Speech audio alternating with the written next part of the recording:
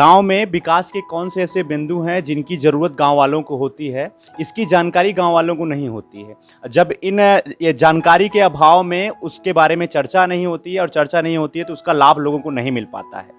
कई सरकार की बड़ी योजनाएं होती हैं जिसकी जानकारी गांव वालों को होती नहीं है और जो जनप्रतिनिधि होते हैं उस जानकारी के अभाव में गांव का विकास नहीं करते हैं। ऐसे में गांव घोषणा पत्र जो मॉडल गांव की ओर से जारी किया गया है, सर हमारे साथ हैं हीरालाल सर, उनसे हम जानेंगे कि 25 बिंदु जो हैं उनके बारे में क्या क्या कहना है। सबसे पहला जो बिंदु है सफाई, सफाई के बारे में सर मॉडल गांव का क्या कहना है?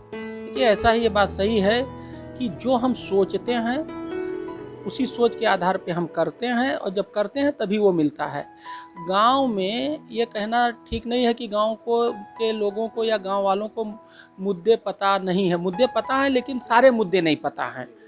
तो जब तक सारे मुद्दे नहीं पता होंगे तब तक सर्वांगीण विकास नहीं होगा। क्योंकि हमारा मुद्दा है सर्वांगीण विकास, तो इसलिए हम लोगों ने एक 25 पॉइंट का एक charter of the development charter तैयार किया है और इसको हम लोगों ने नाम दिया गांव घोषणा पत्र। गांव घोषणा पत्र का मतलब वो इलेक्शन वाला घोषणा पत्र। घोषणा पत्र 1000 तरह के, इससे ज़्यादा प्रकार के होते हैं, उसमें एक इलेक्शन मैनिफेस्टो भी है। तो गांव का जो घोषणा पत्र है ये गांव के विकास का घोषणा पत्र। इसमें 25 पॉइंट है। जैसे सफाई, इसमें सफाई में यह कि हम ऐसी आदत बना देंगे, लोगों की आदत ऐसी बदल देंगे कि लोग गंदगी ना करें तो सफाई करने की जरूरत नहीं पड़ेगी, गांव साफ सुथरा रहेगा। तो हमें उन्हें गंदगी ना करने की आदत पैदा करनी है, ऐसा व्यवहार उनका बदलना है। पढ़ाई में कोई आदमी अनपढ़ ना रहे। तो जो पढ़े लिखे नहीं है, जो गांव के पढ़े लिखे लोग हैं, वही उनको कम से कम हस्ताक्षर करना सिखा देंगे, जिससे अनपढ़ता गांव का जो अभिशाप है, बुराई है, वो खत्म हो जाए। ये मकसद है, ठीक है। और जो गांव के बाहर लोग चले गए हैं, गांव के में पढ़ लिख के अमेरिका चले गए, देश में चले गए, दूसरे स्टेट, उनकी सूची बनाई जाए और उनसे कहा जाए तुम गांव के हो, गांव के विकास में क्या मदद कर सकते हो करो। अब वो बड़े अच्छे, उन्हें अच्छा लगता है, वो करेंगे। लेकिन गांव वाले कहते नहीं, इसलिए वो भी कट गए हैं। तो ये एक अच्छा चीज़ है। गांव में मैल न्यूट्रिशन, कुपोषण है, ये एक तरह से अभिशाप है कुपोषण। तो ऐसे लोगों को चिन्हित किया जाए, जो धनी लोग हैं या जो जानकारी कुपोषण वाले लोगों को नहीं है, उनको दिया जाए और कुपोषण के अभिशाप से मुक्ति पाया जाए। ये है। हरियाली सबसे अच्छी चीज़ होती है, तो मेड़ों पे पेड़ लगाए जाएं।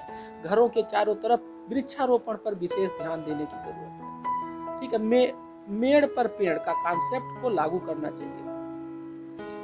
हमारे गांव में पहले खेल होते थे, बहुत कला थी, संस्कृति थी हमारी, वो सब खत्म हो गए। तो उनको जिंदा करने की जरूरत है। उससे भाईचारा बढ़ता है, सोशलाइजेशन होता है, लोगों की स्ट्रेंथ बढ़ती है, विषम परिस्थितियों में कैसे जिया जाए ये सीखते हैं। हर उत्सव सर कुछ ना कुछ एक खेल का जो है विशेष महत्व होता था। तो उसको जिंदा करना है। ये है कि जो हमारी कला संस्कृति गांव की थी, धीरे धीरे खत्म हो गई है, उसको जिंदा करना है। लोक संस्कृति, महिलाओं के विकास पे विशेष रूप से ध्यान, सेल्फ हेल्प ग्रुप बनवाना, उनके माध्यम से जो भी NRLM के तहत या सरकारी सहायता से काम हो रहे हैं, उनके बारे में महिलाओं को बताना, सिखाना और उनको आगे बढ़ाना। क्योंकि अगर हमारी आधी आबादी, जिसको हम कहते हैं हमारी आधी आबादी महिला की, अगर वही काम नहीं करेगी और वो आगे नहीं बढ़ेगी तो हम आगे नहीं बढ़ सकते। तो महिला विकास पर विशेष फोकस है। और हर गांव में अच्छे लोग होते हैं, खेलने में अच्छे, गाने में अच्छे, पढ़ने में अच्छे, खेती करने में अच्छे। तो हर विधा के जो अच्छे लोग हैं उनका चयन किया जाए और उनके उस प्रतिभा को बढ़ाने के लिए हम लोगों को, गांव के लोगों को प्रयास करना चाहिए। अभी वो अच्छे लोग हैं, उनको ना कोई जानता है ना कोई बढ़ाता है, तो वो प्रतिभा खत्म हो जाती है। तो हमें उस प्रतिभा को पहचानना और बढ़ाना।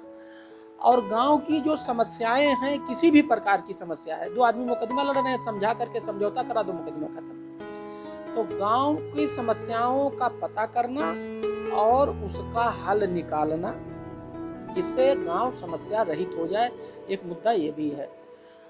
और जो भारत सरकार, उत्तर प्रदेश सरकार के बहुत सारे प्रोग्राम है गांव के विकास के लिए, उनकी जानकारी करना और उन प्रोग्राम को गांव में लाना, जिससे गांव का विकास होने लगे। तो इसके लिए पढ़ना पड़ेगा, जानकारी करना पड़ेगा, फिर उसको समझ करके अप्लाई करके गांव में लाना पड़ेगा। तो ये भी एक मुद्दा है जिस पर गांव में। और एक बहुत अहम मुद्दा है गांव स्थापना दिवस।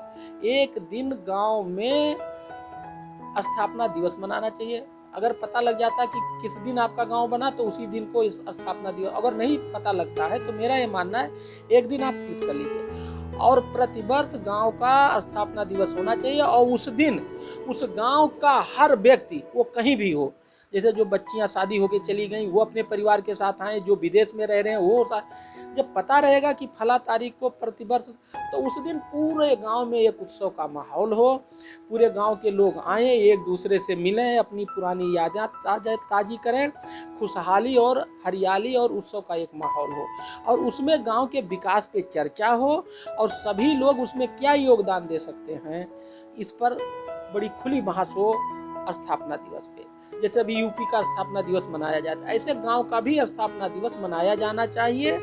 ये इसका सबसे लास्ट 25वां पॉइंट है। तो ये जो 25 पॉइंट है विलेज मैनिफेस्टो के, अगर इन 25 पॉइंट पे गांव के लोग मिल करके आपसी सहयोग से, आपसी सहभागिता से काम करें तो उस सब की सोच बदलेगी, पूरा गांव एक मत हो जाएगा कि हाँ हम सभी लोगों को मिलकर विकास करना चाहिए, उनकी सोच बन जाएगी पूरे गांव के लोगों की और विकास होने लगेगा। ये है घोषणा पत्र गांव के विकास का, जिसमें 25 बिंदु हैं। बहुत बहुत धन्यवाद सर। अभी मॉडल गांव के जो 25 बिंदु थे उसकी जो है जानकारी सर के माध्यम से हुई। इन्हीं सारी बिंदुओं के अनुसार मॉडल गांव जो है गांव में काम कर रहा है, अपने गांव को मॉडल बनाने के लिए गांव वालों को प्रेरित कर रहा है।